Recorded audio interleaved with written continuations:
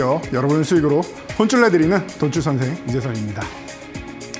자, 제가 일주일 만에 돌아왔는데 또 이번 주에도 많은 일들이 있었습니다. 자, 그래서 여러분들이 뭐 새벽에는 또 미국의 금리 인하가 조금 지연될 수도 있겠구나, 잘하면 9월에도 안 할 수도 있겠는데 라는 생각을 하셨을 거고, 아침에 개장을 했더니 미국과의 무역 협상이 타결됐습니다 라고 하고, 그리고 오후에 봤더니 또 BOJ에서 또 금리 동결했다 라고, 신중하게 금리 인상한다 라는 이런 메시지가 왔습니다. 굉장히 오늘만 해도 많은데 일주일로 따지면 또 얼마나 많은 일이 있습니까? 그동안의 관세 협상, 뭐 사실 지난주 금요일 날 이제 출발해서 2+2 미팅을 하기로 돼 있었는데, 뭐 베선트 재무장관이 또 이제 그때 캔슬을 하고 다른 더 중요한 업무, 우리나라보다 더 중요한 업무가 있다라는 거죠. 그래서 미뤄지고, 그리고 나서 이재용 회장이 출국해서 지원 사격하고, 정의선 회장까지 출국해서 지원 사격하고, 뭐 하나 김동관 회장도 마찬가지고요. 그래서 삼성, 현대차 하나가 뭉쳐가지고 강력한 지원 사격을 해서 많은 것들이 지금 일주일 안에 이루어졌습니다. 중요한 것은 이루어졌다라는 겁니다. 안 되면은 문제가 되는데 결국 달성이 됐으니까 최소한의 것은 우리가 해냈다라고 생각하시면 됩니다. 그래서 오늘은 이러한 부분들, 여러분들이 첫날이라서 아직까지 이게 잘 된 거야, 좋은 거야, 안 좋은 거야, 업종별로는 또 자동차 말이 많은데 어떻게 된 거야, 궁금하신 분들 많으실 텐데 오늘 제가 속 시원하게 풀어드릴 테니까요. 이 시간 저와 함께 하시기 바랍니다.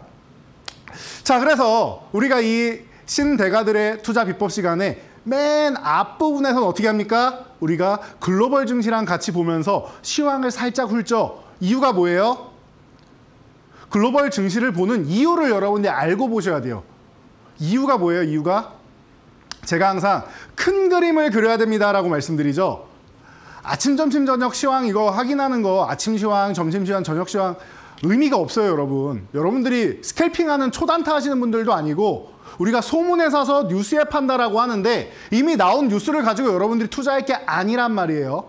자, 그러면은 아니 그럼 뉴스도 안 보고 어떻게 투자하냐라고 생각할 수 있는데요. 큰 그림을 미리 그려놓으면은 그 뒤에 뉴스는 작은 변수밖에 안 됩니다. 큰 그림에서 크게 어긋나지만 않는다는 말이죠. 갑자기 뭐 전쟁이 나거나 이러지 않는다면은 큰 그림 안에서 다 움직이는 거예요. 며칠 일찍 하고 며칠 늦게 하고, 그리고 관세가 뭐 1, 2% 뭐 혹은 5% 이렇게 조정이 되고, 이런 부분은 그 안에서 움직이는 겁니다. 물론 관세 같은 경우는 굉장히 큰 일이긴 하지만 그 안에서 움직인다라는 겁니다. 그래서 미리미리 준비를 해놓으면은 이 아침, 점심, 저녁 일일비할 필요가 없다라는 겁니다. 그래서 이 시간을 여러분들이 항상 앞에 한 10분 정도만 집중하시면 여러분들이 향후 한 최소 반년 정도는 편안하게 주식을 투자할 수 있다라는 겁니다. 그 반년치 가보도록 하겠습니다. 자, 먼저 관세 협상이 타결되었다라는 거, 우리 모두가 관심이 있던 부분인데 드디어 날짜를 넘기지 않고 해결이 됐습니다.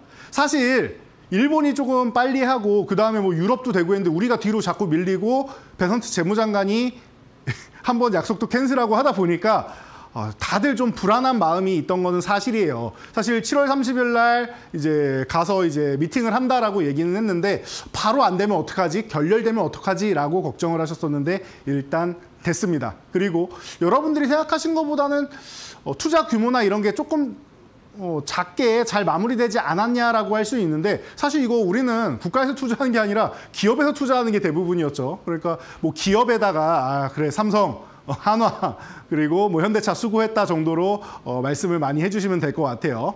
그리고 중요한 게 있습니다. 제가 계속 강조를 해드릴 텐데 국방비 부분이 해결이 안 됐죠. 이번에 가장 좋은 결과는 무조건 국방비가 포함이 돼 있어야 된다라고 말씀드렸어요. 방위비가 해당이 돼야 되는데 방위비는 아예 딱 잘라서 선 그어서 이건 안 한다가 됐습니다. 잘한 거는 그거죠. 쌀하고 소고기 30개월 이상, 이쪽은 잘한 게 되는 거고요. 그래서 조금 아쉬운 부분이랑 좋았던 부분이 같이 공존한다라고 생각하시면 돼요. 이게 가장 큰 틀이다 보시면 되고, 자동차 관련 같은 경우 여러분들이 제일 궁금하실 텐데, 자동차가 우리나라가 지금 관세가 15%로 잡혀 있잖아요. 뭐 일본, 뭐 유럽 뭐 다 15%였기 때문에, 그리고 트럼프가 이미 15%에서 20%, 최소한 해도 15%, 20%이고 그 이상이 될 거다. 그 뒤에 하는 국가들은 우선적으로 협상한 국가들만 이 안에 된다. 이게 무슨 뜻이냐? 8월 2일까지 하는 국가들은 15%에서 20% 정도로 해결을 볼 수 있다라는 겁니다. 그 이후에 하면은 최소 20에서 뭐 25%, 30% 이렇게 되는 거죠. 이해가 되시죠? 그리고 중국은 관세 뭐 유예 얘기가 또 나오고 있으니까 90일 유예 얘기가 나오고 있다라는 정도로 체크하시면 돼요. 자, 그래서 자동차 관세 15% 이게 좋은 거야, 나쁜 거야?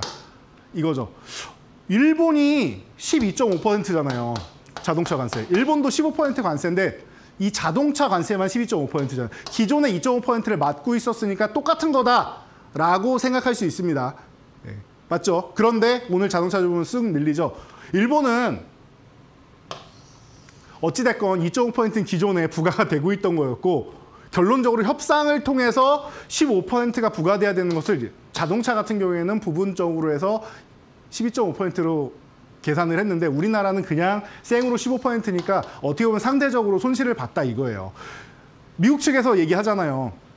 우리도 자동차 뭐 협상 뭐 잘해주고 싶은데 더 낮출 수 없다. 15%도 자동차 업계의 반발이 심했다라는 겁니다.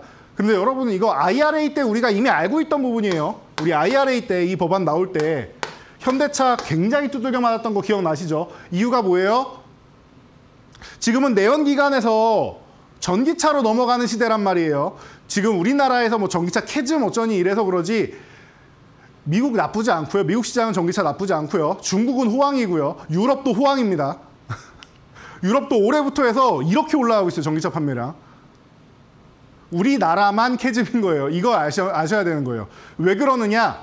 우리나라가 3원계 기술력은 좋고 지입장벽도 높고 아주 좋아요. 그런데 가격이 좀 비싸잖아요. 그리고 중국은 정부에서 보조금을 빵빵 때려주다 보니까 가격을 좀 저렴하게 해가지고 박리담회를 하고 있다. 그리고 나중 되면 본인들이 시장을 점령하면 올리면 되는 거죠. 가격을 조절하면 되니까. 지금 계속 그런 식으로 하는 거 아닙니까? 여러 가지 업종에서.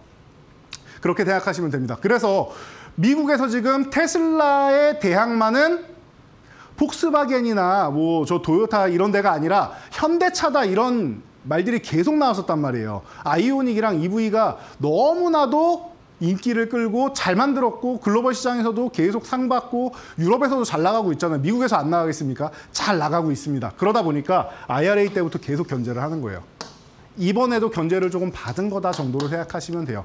그런데 이 정도는 좀 이겨낼 수 있지 않을까. 우리나라가 과거에는 가성비 정도로만 생각을 했었는데 이제는 품질이나 디자인적으로도 많이 올라왔다라는 것을 생각하면은 이겨낼 수 있지 않을까 싶습니다. 우리가 응원을 많이 해줘야 되고 그래서 국내뿐만 아니라 외국에서도 좀 많이 팔리기를 기원하고 그리고 또 열심히 기술 개발하고 디자인 잘하고 하면은 충분히 돌파 가능하다고 봅니다. 그러니까 이 부분은 충분히 이겨낼 수 있지 않을까 정도로 보시면 될 것 같아요. 좋냐 나쁘냐라고 하면은 단기적으로는 리스크가 될 수 있는데 저라면은 오늘처럼 밀렸을 때 오늘은 아니고요. 대신 뭐 내일이든 다음 주가 됐든 슬슬 다시 한번 자동차 부품주들 제가 그동안 말씀드린 대장주들 있죠. 뭐 현대차 기아는 가장 기본이고요. 그리고 뭐 모비스나 만도 같은 경우가 안정적이지만 조금 작은 쪽으로 간다라고 하면은 제가 3대장 항상 말씀드리죠. 선발대로 성우하이텍, 화신, SL 같은 경우가 움직이고 나머지 뒤에 뭐 아진산업부터 해서 많은 종목들이 있다 말씀을 드리는데 그런 쪽으로 여러분들이 좀 관심을 가져보시면은 오히려 밀려있을 때 지금 같은 경우에는 하반기를 놓고 본다라고 하면 기회가 되지 않을까 싶습니다. 이 정도까지 정리를 해드리고요. 자, 미국 시장으로 넘어가 볼게요. 순조로운 관세 협상 계속 진행되고 있죠. 그래서 주요국들은 대부분 마무리가 되고 있다. 가장 힘들 줄 알았던 뭐 이런 대륙이라고 해야겠죠. 국가보다는 EU 같은 경우가 이제 타결이 됐다라는 것만 봐도 이제 어느 정도는 이제 마무리 단계로 주요국들은 마무리 단계로 넘어가는 게 아닌가 싶습니다. 그래서 이렇게 좀 잘 마무리가 되고 있다, 순조롭게 흘러가고 있다 정도로 보시면 돼요. 생각보다 굉장히 순조로운 거예요. 왜냐하면 초반만 해도 우방국이고 뭐 근처에 있는 국가인 캐나다 같은 경우 여러분들 이해 안 되시겠지만 캐나다 같은 경우도 어마어마한 반발을 하고 지금 브라질 같은 경우는 얼마예요? 관세 50% 때린다라고 하죠. 브라질 룰라 대통령이 야 니네 미국 우리 상대로 해서 무역으로 치면 브라질에서 1.7%밖에 안 되는데 니네 너무 깡패짓 하는 거 아니냐. 왜 다 니네 마음대로 하느냐. 우리 그럴 거면 니네랑 무역 안 하고 만다 라고 선언을 해버릴 정도로 공개 비난을 했었죠. 그러니까 그런 국가들은 관세 50%, 뭐 말도 안 되는 숫자죠. 그렇게 이제 들어가는 것이고 나머지 국가들, 주요 국가들은 이제 잘 협상이 되고 있다 보시면 돼요. 그래서 다우지수는 사상 최고치를 향해서 계속 향해 나아가고 있다. 나스닥은 어때요? 어때요? 금리 인하는 점점 뒤로 밀리고 있다. 트럼프가 아무리 뭐 잘라버리겠다 어쩐다 얘기를 해도 어찌됐건 연준은 독립된 기관이다라고 말씀을 드렸어요. 원래 트럼프처럼 저렇게 압박하는 것 자체도 잘못된 거다라고 생각하시면 돼요. 그러니까 강제적으로 뭔가 행사를 할 수가 없는 겁니다. 독립기관이기 때문에. 자, 그래서 금리 인하가 조금씩 밀리고 있다. 왜? 트럼프 때문이에요, 이거. 본인 때문에 금리 인하가 밀리고 있다는 건 생각 안 하고 그 부분에 대해서 본인 잘못이라고 하면 안 되니까 오히려 제롬 파월 연준 의장을 비난하고 있는 거다라고 보시면 돼요.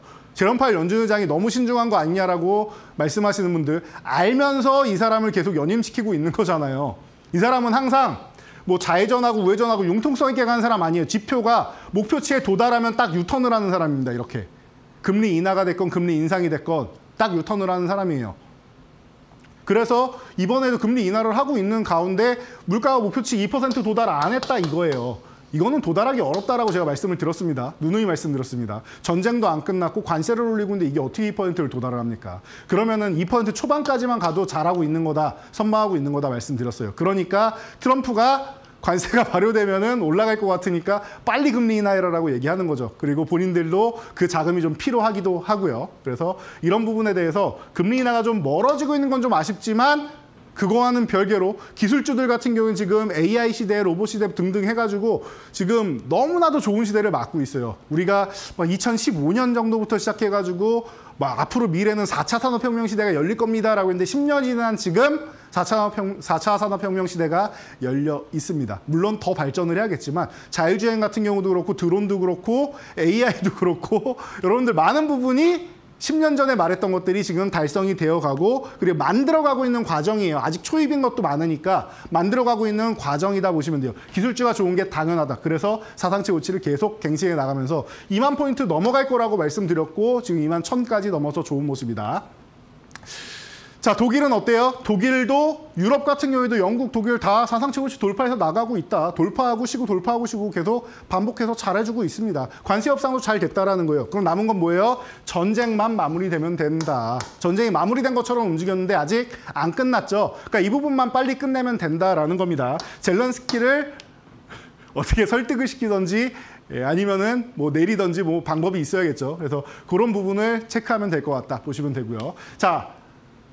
가장 핵심이 돼 있는 중국은 제가 동일하게 계속 말씀드려서 매주 동일하게 말씀드리고 한 2달 정도 똑같이 말씀드리는 게 내수 부양책이 지금 성공적으로 가고 있다. 중국이 미국에 대한 대책을 명확하게 세워놓고 가장 먼저 공격하는 거 심각한 게 채권 그리고 히토류 2가지다라고 해서 2가지 무기를 딱 썼더니 정확하게 미국이 꼬리를 내렸습니다. 겉으로는 큰 소리 치고 있지만 중국에는 꼬리 내린 거예요. 이거는 미국이. 트럼프가 채권은 너무 어렵다. 얘기 바로 나왔죠.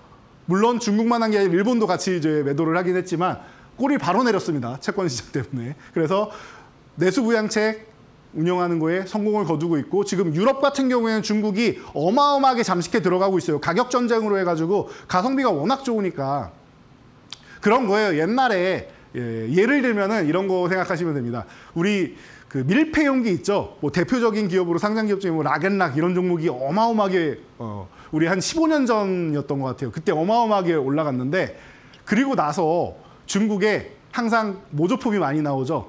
소위 이제 속된 말로 짝퉁이라고 얘기하는 모조품의 나라라고 하잖아요. 나왔는데 락앤락은 뒤집어도 안 새요. 김신물 같은 경우 보면은 안 새요. 그런데 처음에 중국에서 만든 걸 쓱 해서 거꾸로 들었더니 조금 새요. 이렇게 똑 새는데 이 정도면은 쓸만하다 정도가 나와요. 그리고 좀 발전하니까 똑 떨어지던 게 뚝 하더니 뚝 이제 점점 이제 기술력이 좋아지는 밀폐가 되는 거죠. 그리고 이제는 중국도 잘 만듭니다. 이런 식으로 해서 초기에는 똑 떨어지는 것을 한 5분의 1 가격 이렇게 내놓으니까 이 가격이면은 이걸 살만하다라고 했던 것들이 점점 가격이 올라가고 품질이 올라가니까 한 절반 가격 그리고 3분의 2 가격에도 판매가 되기 시작하는 겁니다. 중국이 내수에 성공을 하고 그리고 유럽 시장 공략에 성공을 했다는 거 굉장히 중요한 포인트입니다. 안에서 갇혀있는 게 아니라 이미 유럽을 잠식하고 있다는 게 굉장히 크게 들어가고 있다라고 생각하시면 됩니다. 미국의 수출 조금 덜하는 것을 이렇게 해결을 하는 것이고 미국도 지금 트럼프도 사실 뭐 월마트나 이런 데 보시면은 중국 제품이 상당히 많습니다. 그래서 만약에 중국의 관세를 뭐 20%를 뭐 25% 이렇게 때려버린다면은 미국의 대형마트 가격 자체가 물가가 올라가 버립니다. 그러니까 물가 목표치가 달성이 안 돼요.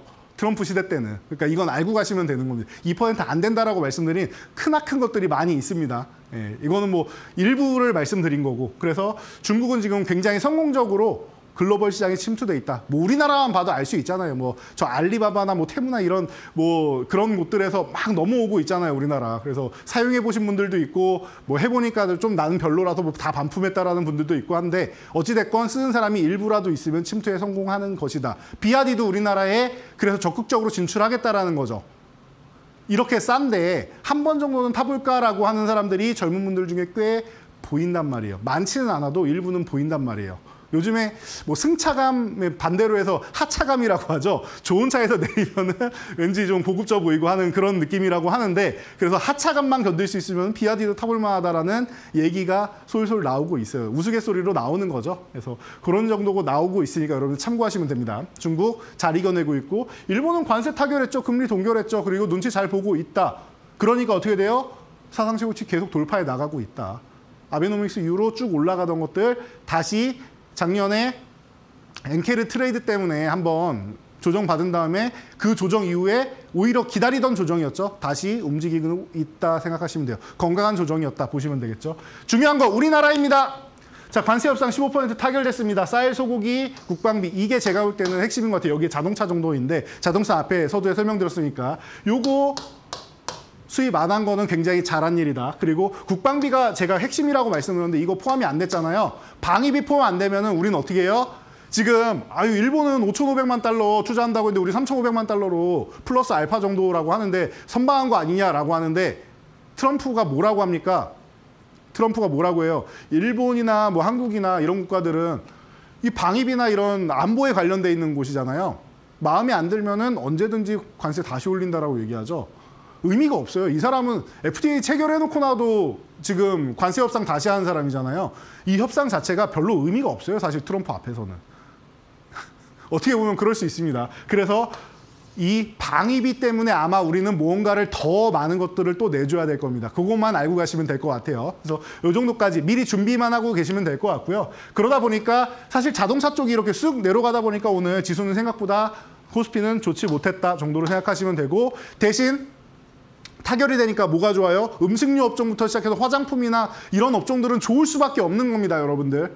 제가 항상 말씀드린 놀고 먹자 그리고 뭐 관세 무풍지대에 있던 종목들 이런 쪽은 다 괜찮아요. 그러니까 그런 쪽으로 여러분들이 보셔도 된다라는 거. 그리고 관세 협상이 됐으니까 여러분들이 이제는 불확실성은 해결이 됐다. 그래서 코스닥에 불안감으로 인해서 지금 눌려있는 이런 종목들 많습니다. 제가 거래대금 중요합니다라고 말씀을 드렸는데 거래대금이 아직도 5조 정도밖에 안 돼요, 여러분. 5조에서 6조 정도인데 6조랑 5조랑 지금 별 차이가 없는 게 휴가 기간이니까 거래대금이 줄어드는 게 당연한 겁니다. 그래서 5조 정도밖에 안 되는데 이 거래대금이 아무리 못해도 8조보다는 올라와야 되고요.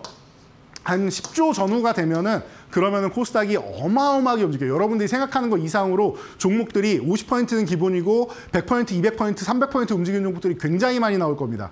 나중에 한번 보세요. 여러분 연말 가서 도주 선생 저 사람이 그때 여름에 한참 더울 때 열대야 때문에 잠도 못 자고 짜증날 때 에어컨 없이는 살 수가 없을 때 이런 말을 했었지라고 여러분들 생각하실 거예요. 그때 가서 후회하지 마시고 지금부터 잘 준비하시면 된다라는 거 제가 지난달부터 계속 강조해드리고 있습니다. 하반기에 코스닥 굉장히 좋을 거니까요. 코스피가 먼저 올라온 만큼 형님이 앞서거니 하고 먼저 갔죠.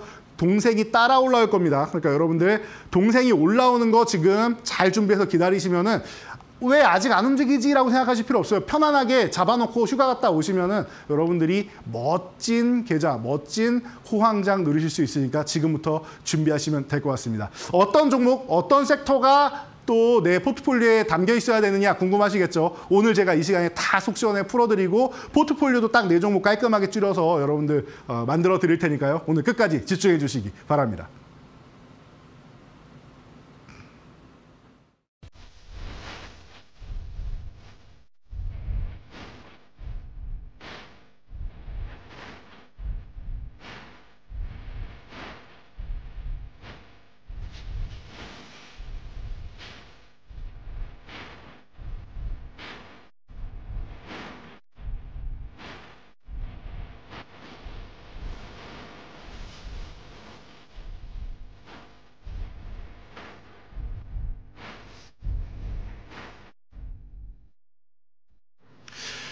자, 여러분, 관세 협상 15% 타결됐다. 이러고 나서 핵심이 뭐냐를 우리가 또 봐야 된다라고 말씀드렸죠. 기본은 조선이에요, 여러분.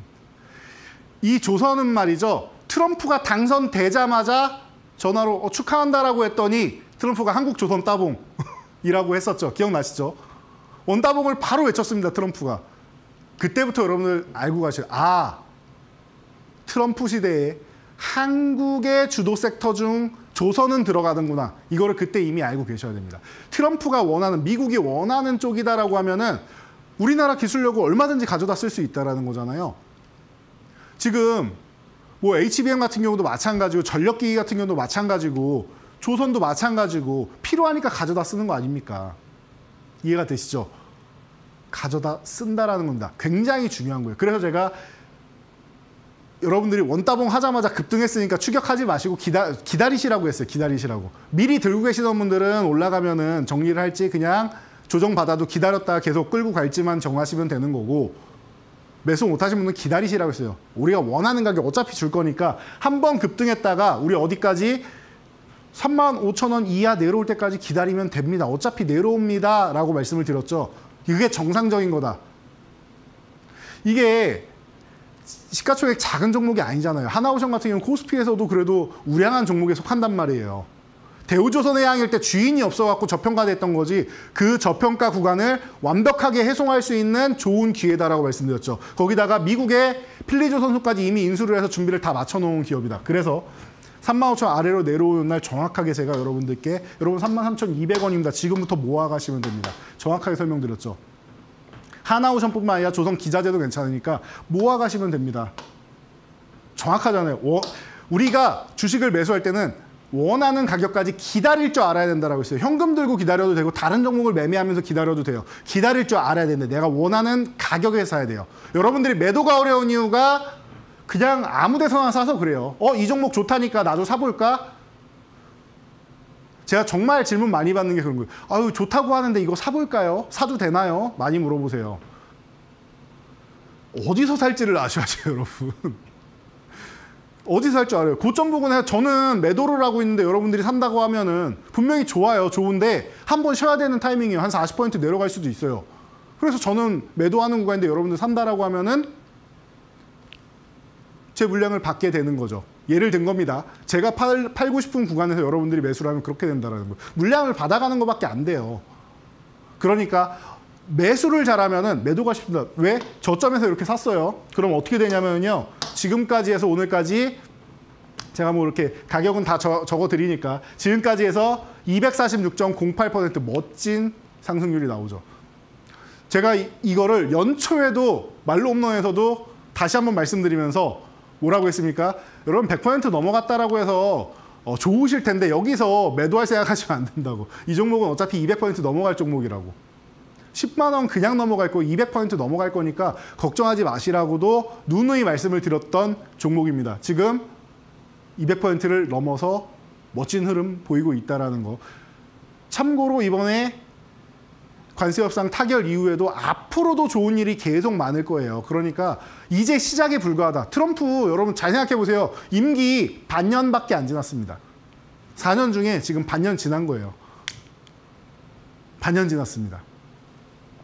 그리고 초반에는 워낙 드센 사람이다 보니까, 워낙 특이한 사람이다 보니까 지지율이 막 내려갔었는데 지금 어때요? 관세 협상한 다음에 관세, 사실 우리나라에다 돈 뜯어가는 거잖아요. 유럽에 돈 뜯어가고 일본에 돈 뜯어가겠다라는 거잖아요. 그리고 세금만 걷어요? 아니죠. 미국에 대규모 투자를 약속 받았잖아요. 3,500만 불이던 5,500만 불이던 대규모 투자를 약속 받았잖아요. 미국에 일자리를 창출해 주는 사람이 되는 겁니다. 미국의 경제 발전, 제조업 발전에 기여한 사람이 되는 겁니다. 그러니까 트럼프 지지율 이만큼 올라왔죠.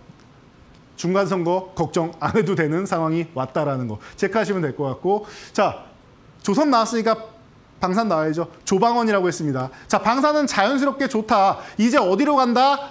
유럽의 전쟁 쪽으로. 관세가 마무리되면은 전쟁 쪽으로 빨리 마무리 지어야 돼요.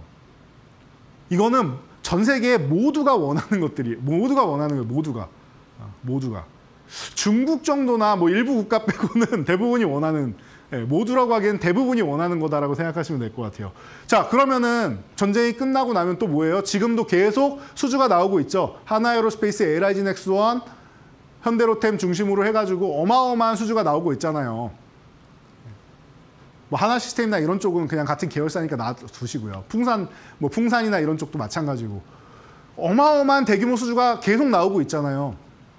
끝이 아니라 더 가기 위해서 쉬는 거라고 했습니다. 제가 하나에어로스페이스 뭐라고 말씀드렸어요? 작년 말에 여러분 저는 지금 뭐 35만 원, 뭐 40만 원 이렇게 가도 35만 원대 있을 때 저는 올라갈 구간이 한 15% 많이 가면 뭐 20% 정도는 더 올라갈 수 있다라고 보는데 지금 사고 싶지는 않습니다. 저는 조금 올라가는 거 만약에 그때 15%를 안 가고 밀리거나 혹은 15%도 아니고 한 5% 갔다가 그냥 조정을 받으면은 저는 이 종목이 28만 원 전후, 27만 5천에서 28만 원이 보이는데 그 구간까지 그냥 기다렸다가 밑에서 사는 게 낫지 않을까 싶습니다. 그게 더 안전하다고 생각합니다라고 말씀드렸어요. 제가 이데일리 방송 작년 10월 14일 날 처음 나와서 그때부터 계속 말씀드렸는데 제가 이렇게 말씀드리면 여러분들이 저를 싫어하실 거라고 말씀드렸습니다. 왜? 그냥 올라간다라고 해야 좋아하는데 내려간다라고 하니까 누가 좋아해요? 어떻게 됩니까? 결국에는 27만 원. 제가 투매 나올 겁니다도 11월부터 말씀드렸는데 한 달 내내 말씀드렸는데 결국 투매가 발생을 했죠. 투매 나오기 전날 밤 10시 마켓인에서 제가 여러분들께 말씀드리고 그 이후에 어떻게 됩니까? 27만 원대 온 다음에 252%. 너무나도 멋있잖아요. 대형주가 200% 중반대를 다 달성을 하고 있죠. 조방원, 조선, 방산 이렇게 달성하고 있다면 원전은 어때요? 자, 조선 말씀드릴 때 미국에서 원한다라고 했죠. 원전은 어떻습니까? 원전도 미국에서 원하잖아요. SMR 개발할 때 우리나라 기술력 필요하단 말이에요. 오죽하면은 미국의 빌 게이츠, 전 세계에서 그 당시에는 빌 게이츠가 자산 1위였습니다. 압도적으로 1위였는데 자산 1위라는 빌 게이츠가 전용기 타고 날라가고 우리나라 박사님한테 아니 한국은 어떻게 하면 그렇게 원전을 안전하게 만들 수 있습니까? 자문까지 구하고 있어요. 그때부터 이미 SMR을 연구하고 있던 거예요. 마이크로소프트 같은 경우는. 마이크로소프트가 연구를 했으면은 MS만 했겠습니까? 지금 M7이라고 불리는 기업들 그리고 그 외에 많은 기업들이 이미 그때부터 준비를 하고 있었다라는 뜻입니다. 이미 수년간, 한 10년 정도를 이미 연구를 초기 단계부터 시작을 했던 거예요. 그런데 지금에서도 아직 완성이 안 됐고 아직도 미래 기술이고 그걸 가기 위해서는 한국의 기술력이 필요하니까 뭐라고 해요? 웨스팅하우스랑 분쟁했던 거 딱 그냥 우리 접자, 분쟁 접자라고 했죠. 그래서 체코 원전 같은 경우도 우리가 빠르게 또 이제 완성할 수 있었던 거고 수주를. 그래서 이쪽으로 볼 때 두산에너빌리티가 당연히 대장은 맞아요. 제일 좋은 건 맞는데 두산에너빌리티는 그런 개념이라고 생각하시면 돼요. 원전만 하는 기업은 아니에요. 우리 삼성전자가 반도체만 하는 기업은 아니죠. 핸드폰도 팔고 가전도 팔고 뭐 다방면으로 다 하잖아요. 그런 것처럼 두산에너빌리티는 다방면으로 해서 종합 에너지 기업이다라고 생각하시면 돼요. 그러다 보니까 여러분 그러면은 제가 볼 때는 지금 BHI가 제일 좋을 것 같아요. 마케팅을 이것도 또 말씀드린 거예요. 제가 12월 13일 날 금요일 방송 마지막 방송이었는데 마지막으로 여러분들 선물 드리고 갈 테니까 이건 중장기적으로 꼭 쥐고 가셔야 됩니다. 여러분이 생각하시는 것보다 굉장히 높이 멀리 올라갈 거니까 꼭 쥐고 가세요라고 말씀드렸어요. 잘 들으세요, 여러분. 그래서 바닥에서 한 차례 올라온 다음에 조정받는 구간 뭐예요? 우리 흔히 말하는 시장에 많이 알려져 있는 눌림목 구간이죠. 이거를 삼각형처럼 생겼다라고 해서 뭐 삼각기법이라도 많이 얘기하고 삼각김밥 기법이라고도 하고 뭐 다들 뭐 편안하게 말씀하시잖아요. 그런 겁니다. 자, 그래서 이렇게 눌려 있는 바닥권 구간에서 우리가 체크를 할 수 있었다라는 거. 눌림목 구간에서 딱 바닥이잖아요. 여기서 여러분들이 들어가시면 제가 볼 땐 무혈입성이다. 피 한 방울 안 흘리고 전쟁에 승리하는 것처럼 수익을 크게 올릴 수 있기 때문에 제가 정말 이 종목을 꽁꽁 숨겨놓고 있을까 하다가 저희 쪽만 이제 공유할까 하다가 여러분들한테 방송에 나와서 공개적으로 알려드린 겁니다. 결과는 말씀 안 들어도 아실 텐데요. 이 종목 또한 200% 중반대 수익이 나오죠. 그리고 나서 어떻게 됐습니까? 세 종목이 수익률이 다 200% 중반대가 나왔어요. 그리고 나서 BHI는 쉬어야 된다라고 분명히 말씀을 드렸죠. 쉬어야 된다라고 해서 휴식이 나오고 나서 제가 지지난주부터 해서 여러분들한테 이렇게 여러분 요거 제가 볼 때는 지금 이 구간 정도 되면은 34,000원 위쪽에 이렇게 붙어가는 이 구간에서는 매수해 볼 만합니다. 이 37,000원 전후? 이 구간 이하부터는 밑으로 밀릴 때마다 모아갈 만합니다. 말씀을 드렸죠. 그리고 나서 지금까지 움직임을 잘 보면 어때요? 이 구간에서 모아갈 만하다, 모아갈 만하다, 모아갈 만하다, 모아갈 만하다. 결국엔 34,000원까지 내려왔죠. 그래서 어떻게 돼요? 지금 다시 추세를 돌려 세우고 있습니다. 올라가고 살짝 눌리는. 지금도 또 없으신 분들은 매수해도 되는 구간이 아닌가 싶어요. 원전주 하나도 없다라고 하면 두산에너빌리티가 됐건 BHI가 됐건 아니면 G2파워가 됐건 우진엔텍이 됐건 뭐 이런 관련 종목이 하나도 없다라고 하면은 공략해 볼 만한 자리가 아닌가 싶습니다. 이런 부분을 여러분들이 잘 체크하셔야 돼요. 이미 34,000원에서 매수하신 분들 같은 경우는 이미 10% 넘게 수익을 보고 뭐 고점 기준으로 하면은 좀 20%도 훨씬 넘는데 지금 종가 기준으로 한 15% 정도는 이미 수익이 나와 있는 상태잖아요. 조정 중인데도 수익 보는 상태잖아요. 이런 구간에서 여러분들이 볼 수 있어야 된다라고. 이런 종목을 여러분들이 보셔야 된다. 조방원 죽지 않고 계속 간다. 그런데 중간중간에 이렇게 쉬면서 움직인다라는 거예요. 이렇게 쉬면서 쉬는 구간이 나온다라는 겁니다. 쉬는 구간이 나온다라는 거. 지금 하나오션도 제가 쉴 겁니다 말씀드리고 최근에 또 조선주 계속 말씀드리고 한 것처럼 BHI 같은 경우도 마찬가지예요. 또 좋은 소식이 계속 하반기에 나온다라는 겁니다. 두산에너빌리티나 이런 원전주. 제가 지난주에는 우진엔텍 소개해드렸었는데 원전주 한 종목 계속 들고 갈 필요성이 있다는 것을 강조해드리고 있다는 거 여러분들이 깔끔하게 정리하시면 조방원은 어떻다? 긍정적인 요소를 가지고 있다. 기존 주도주들 죽지 않는다라고 말씀드렸어요. 그래서 이 부분을 여러분들이 잘 생각하시면 괜찮지 않을까 싶어요. 여러분들 포트폴리오를 안정화시키는데 나는 자신이 없다 싶으면 이런 종목들을 눌림목에서 조정받는 구간에서 보시면 된다라는 겁니다. 이번에도 마찬가지죠. 이렇게 삼각형으로 내려온 구간에서 매수할 수 있었다. 2번이나 이런 기회를 준 종목에 감사하시고요. 이런 종목들을 여러분들이 편안하게 보시면 된다. 자, 그러면은 이렇게 주도주를 한번 살펴봤는데 여러분들이 그러면은 여기서 또 원하시는 게 있을 거예요. 저는 이렇게 대형주들이나 남들이 다 알고 있는 주도주들 말고도 제가 원하는 것들도 있고 지금 제 종목은 아직 안 올랐는데 지수만 올랐지 내 종목은 안 오르는데 내 종목은 어떨까요? 이런 부분 궁금하신 분들 많으실 겁니다. 아마 그 답은 요 다음 챕터에 있지 않을까 싶습니다. 여러분들이 이런 부분에 대해서 장중에도 실시간으로 이제 여기까지 왔는데 이걸 팔아야 돼 말아야 돼 매도하는 거 어렵다라고 하시죠? 이런 부분에 대해서 제가 직접 의견을 드리는 교육방이 있는데 이곳에 오셔서 함께 하신다라고 하면 매도 구간도 쉽게 할 수 있고 바닥권에서 이제 막 움직이기 시작하는 종목들 하나씩 올려드리고 있는데 그런 종목들 얻어가실 수 있어요. 매도가 어렵지 않게끔 매수가 잘 되면은 항상 수익이기 때문에 10% 수익이냐 50% 수익이냐 500% 수익이냐 해서 파는 게 그 차이가 있을 뿐이지 여러분들이 수익 보는 건 어렵지 않단 말이에요. 그 바닥에서 출발하는 종목들 올려드리고 있으니까 여러분들 오셔가지고 참여하시면 될 것 같아요. 그래서 여러분들 마지막 시간입니다. 지금 여기서 한 15분 정도 남았으니까 지금 시간에 여러분들이 참여하셔가지고 다들 확인하시고 내일부터 해가지고 장중에도 받아보시면 좋을 것 같아요. 그렇게 해서 여러분들이 입장하시고 오늘의 여러분들이 가장 궁금한 섹터들과 오늘의 포트폴리오까지 바로 공개해 보도록 하겠습니다.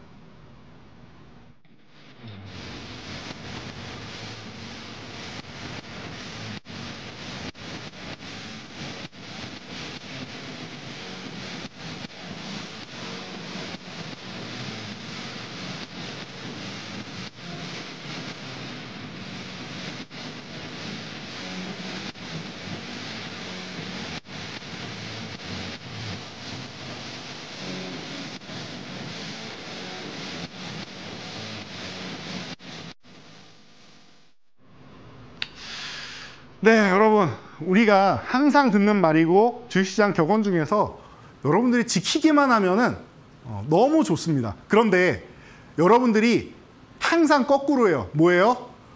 소문에 사서 뉴스에 팔아야 되는데 여러분들은 대부분 다 뉴스에 사서 소문에 팝니다. 아니 왜 여기 거꾸로 적혀 있나 생각하셨겠죠? 제가 일부러 이렇게 적여놨어요. 여러분들이 항상 이렇게 하세요. 소문에 사서 뉴스에 팔아야 되는데 뉴스에 사서 소문에 판다. 제가 서두에도 말씀드렸죠. 여러분들 아침, 점심, 저녁, 시황 이렇게 계속 확인하시는 분들 있죠. 단타 치려고 하시는 분들인 것 같은데 이거 확인하시면은 단타가 성공합니까? 단타 성공적이에요. 제가 매달해서 매달 뭐 한 10%씩 계속 쌓아가지고 1년에 100% 이상 항상 납니까, 수익이? 그러면은 할만하죠. 그러면 할만해요. 그런데 저는 매일매일 아침, 점심, 저녁 이 시황을 가지고 단타 치는 사람 중에 성공한 사람 아직까지 제가 본 적이 없어요. 제가 주식하시는 분들 수만 명을 만나 뵙고 했는데 아직까지는 본 적이 없어요. 여러분들은 이렇게 하십니까? 제가 아까 말씀드렸듯이 큰 그림을 그려놓고 그 안에 세부사항이 뭐가 좀 변수가 있나 체크하려고 하시는 건 상관없는데 큰 그림이 아니라 내가 지금 트레이딩을 하기 위해서 이렇게 뉴스를 본다? 여러분들 이거 지금 바로 고치셔야 됩니다. 이게 기존에 하던 것을 고치셔야 됩니다라고 하면은 누구나 다 방어 심리가 발현돼가지고 다들 하기 싫어하고 무슨 소리야 라고 하실 수 있는데 뉴스 안 보고 어떻게 주식을 해? 라고 하실 수 있는데 그 잘못된 습관을 고치셔야지 수익이 납니다. 항상 여러분들이 투자는 소문에 해야 돼요. 뉴스가 나오기 전까지예요. 내가 주식을 사는 거는 뉴스가 나오기 전까지예요. 혹은 아니면은 제가 아까 말씀드렸죠. 요 바로 전에 보여드렸던 이 BHI처럼 1차례 상승, 하나오션도 이 기법을 알려드렸죠. 올라온 다음에 눌림목 나왔을 때, 눌릴 때 사셔야 돼요. 이해가 되십니까? 그러니까 뉴스를 보고 투자하는 게 아니라 뉴스가 나왔다라고 하면은 뉴스가 나오고 최소한 1, 2주 뒤에 뭐 혹은 한 달 뒤에 이 가격이 온단 말이에요. 기다리셔야 되는 거예요. 뉴스, 그러니까 아침, 점심, 저녁으로 뉴스를 볼 필요가 없다라는 거예요. 그냥 전체적인 뉴스만 한번 쓱 하고 보셔도 돼요. 여러분들 본업도 있으시고 바쁜데 뭘 맨날 뉴스만 하루 종일 보고 있습니까? 그래서 저는 아침, 점심, 저녁 뉴스를 보시는 개인 투자분들을 부지런하시구나 생각은 하는데 투자에 성공하겠느냐라고 하면 그건 아니라고 항상 얘기를 합니다. 자, 그럼 어떻게 하느냐? 소문 나왔을 때 이미 사회적 현상으로 다 보여진단 말이에요. 여러분들 이미 AI가 유행한다는 거 모르셨습니까? 10년 전에는 그래요. 저 같은 사람들이나 미리미리 정보가 빠르니까 앞으로 이런 시대가 오겠구나 하고 연구를 하고 공부를 미리 하고 저희 연구원들한테 교육을 하고 하는데 여러분들은 그때부터 투자할 필요는 없어요. 어쨌든 테마성으로 이렇게 한번 올라올 때가 있는데 그리고 휴식 취한 다음에 지금은 어때요? 테마가 아니라 산업화가 돼서 우리 실생활에 침투돼 있죠. 올해 CES 여러분들 반년 지났는데 잘 생각해 보세요. CES의 슬로건이 뭐였는지. 다이브인입니다. 다이브인이에요. 네. 우리 일상생활에 빠져든다, 산업 현장에 빠져든다라는 겁니다.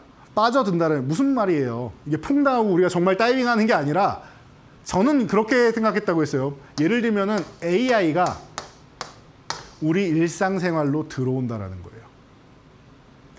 기존에는 프로그래밍 하시는 분들이나 뭐 이쪽에 종사하시는 분들이 많이 썼는데 이제 일반인들도 사무직에도 사무직 하시는 분들도 저도 그렇고 많은 분들이 이 AI 챗봇 이용하시잖아요. 챗 GPT를 뭐 비롯해서 퍼플렉시티라든지 많은 것들, 제미나이라든지 많은 것들을 이용하시잖아요. 뭐 그런 얘기 안 하면 일론 머스크가 서운하겠네요.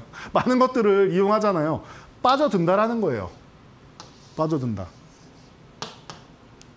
이미 산업화가 됐어요. 그러면은 소문 났을 때 사셔야 되는 거고 만약에 내가 이 소문을 잘 모르겠다라고 하면 제 방송 보시면은 제가 항상 조금 일찍 말씀드리는 경향이 있어요. 그러면은 관심 종목 싹 몰아놓고 그 섹터 눈에 이렇게 보고 계시다가 여러분들이 밀릴 때마다 모아가시면은 아마 제가 말씀드린 기간 하반기 안에 멋진 수익률 나온다라고 말씀드리죠. 상반기에 정확하게 말씀드렸고 작년 말에도 투메 나왔을 때 SM젠터 이런 거 다 말씀드린 거 명확하게 적중했습니다. 기억나실 거예요.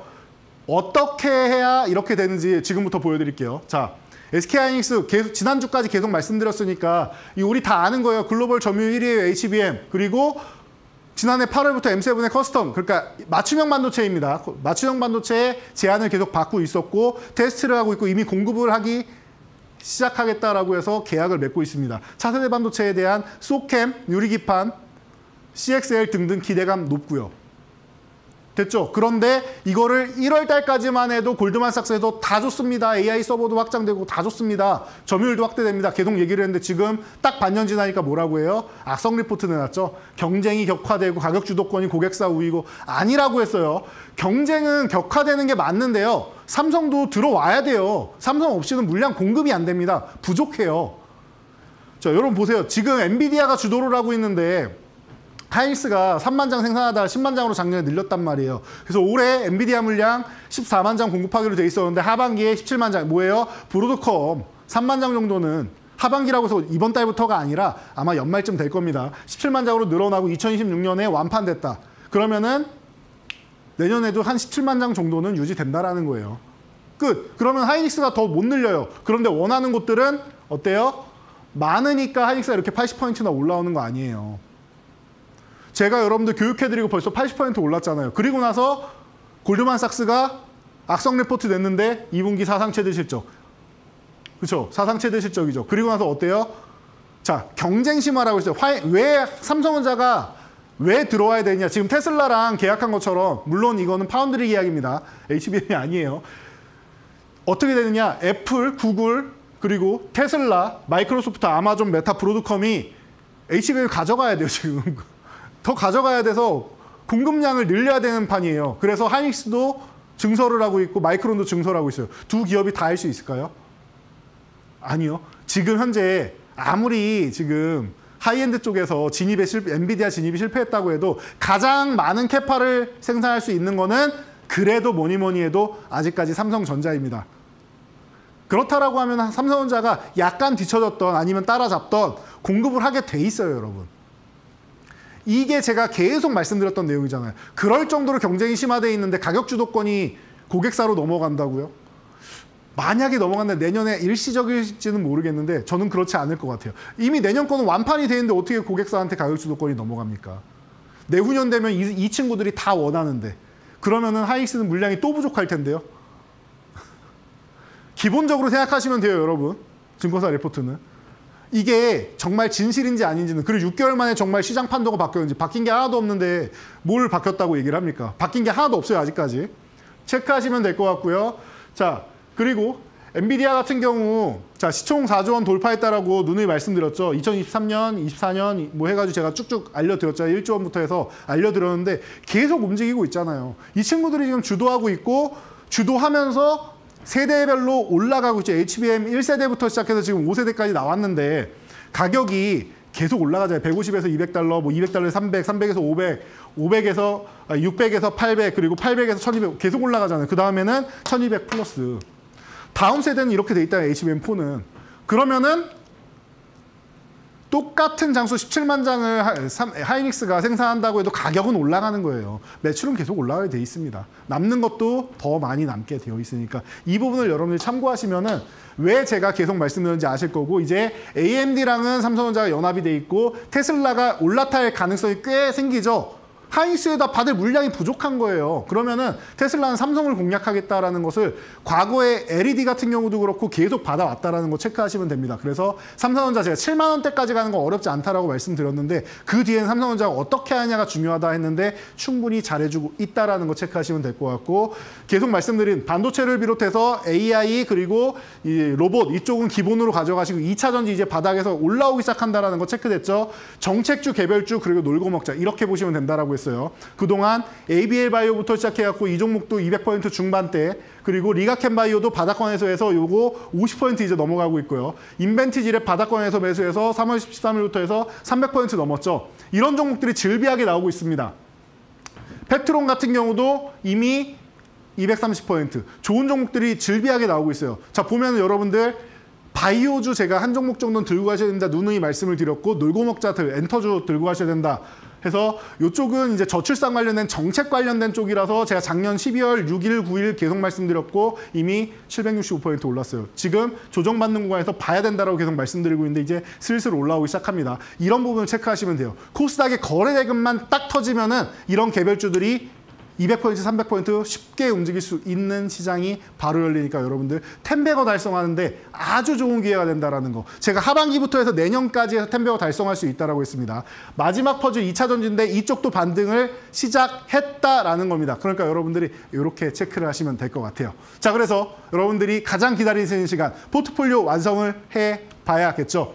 자, 자, 조선 쪽 같은 경우에는 하나오션 말씀드렸듯이 무조건 한 종목 정도는 가져가는 게 좋지 않을까 싶습니다. 그래서 현대임수, 제가 잊을만 하면 한 번씩 가져나오죠. 그리고 후발주 중에서도 쉬고 있을 때만 한 번씩 말씀드리는데 말씀드릴 때마다 한 80% 정도씩은 튀어오르는 것 같아요. 12,000원대 한 번, 13,000원대 한 번 말씀드렸는데 이제는 2만 원대에도 사도 될 것 같습니다. 그래서 2만 원대에 사시고 다음에 뭐 25,000원은 어렵지 않은데 제가 볼 때 목표치는 25,000원에서 끝나는 게 아니라 한 3만 원까지도 가능하다. 그리고 그 이상도 가능해 보이니까 여러분들 체크하면서 보시면 될 것 같고요.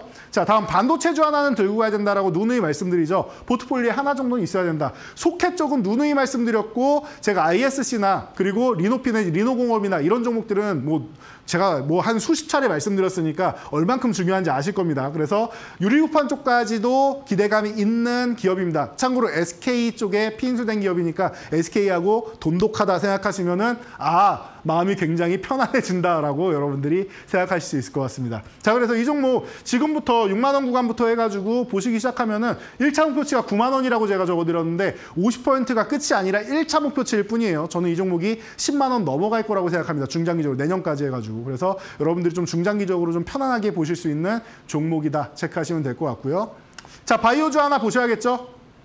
인벤티지랩 다시 볼 때가 되지 않았나 싶어요. 그래서 여러분들 경구용 치료제, 이 노보노디스크의 경구용 치료제 리벨서스가 나왔는데 이게 0.33%밖에 안 돼요, 흡수율이. 그래서 흡수율이 너무 낮네 라고 생각했더니 인벤티지랩의 플랫폼을 이용했더니 24.3%, 무려 74배나 좋은 효과가 나와서 노보노디스크 지사에서 연락 오고 빅파마들, 글로벌 빅파마들 연락 계속 온다라고 하죠. 자, 여러분들 지금부터 또 움직일 수 있는 구간인데 일단은 기술적 반등만 먼저 한번 노릴게요. 지금 3만 원부터 해서 4만 5천 원까지 한번 보고 이 구간을 넘어가면은 4만 5천 원을 넘어가면 아마 고점도 넘어갈 가능성이 높아진다는 거 체크하면서 보시면 될 것 같습니다. 그래서 이렇게 해서 여러분들 보시고 리스크 관리 정도만 간단하게 하시면 되고 마지막으로 콘텐츠주 하나 여러분들 들고 갈 만해요. 제가 A스토리도 한 번씩 말씀을 드리는데 안정적인 종목들 보면 스튜디오 드래곤이나 콘텐트리 중앙을 보시면 되고 여러분들이 좀 탄력 있는 종목을 본다라고 하면은 여러분들이 이 A스토리 같은 경우를 보면 된다.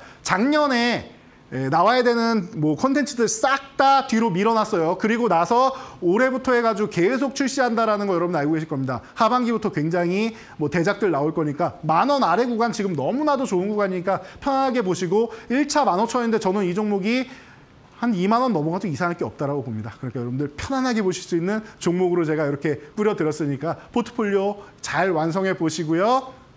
자, 그리고 여러분들 관세 협상 타결됐는데 이번 주에서 다음 주 정도까지는 약간 혼란스러우실 수 있을 텐데요. 제가 오늘 정리해드린 내용만 알고 가시면은 편안하게 여러분들 이끌어 가실 수 있지 않을까 싶습니다. 오늘 준비해드린 포트폴리오 이 섹터들에서 여러분들이 잘 생각해 보시면은 좋은 종목들 너무 많이 나와 있으니까 체크하시고 여러분들 부족하다 싶으시면은 저희 교육방에서 함께 하시기 바랍니다. 전 지금까지 돈줄 선생 이재선이었습니다. 감사합니다.